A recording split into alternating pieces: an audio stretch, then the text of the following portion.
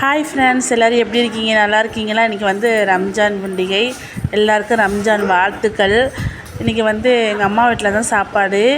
என்னென்னு பார்த்தீங்கன்னா சிக்கன் பிரியாணி தான். நாங்கள் எப்போவுமே வந்து ரம்ஜானுக்கு நாங்கள் சாப்பிடையில பக்கத்து வீட்டுக்கு ஒரு 6 வீட்டுக்கு வந்து சாப்பாடு கொடுப்போம். அதே மாதிரி இந்த வருஷமும் எங்கள் அம்மா வந்து சோறு கொடுக்குறாங்க. அங்கே பாருங்கள், தால்ச்சா ஊற்றி சோறுலாம் வச்சு முட்டை, வெங்காயம், ஸ்வீட்டு எல்லாம் நாங்கள் வந்து பாக்கெட் பண்ணிகிட்ருக்கோம்.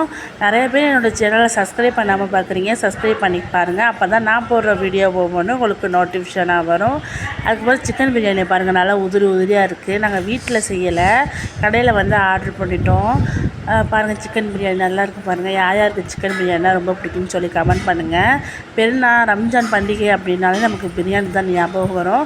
அதுக்கப்புறம் பார்த்திங்கன்னா தால்ச்சா, மாங்காய், கத்திரிக்காய், உருளைக்கிழங்கு எல்லாம் போட்டு தால்ச்சா வச்சுருக்கோம். நல்லா டேஸ்ட்டாக இருந்துச்சு.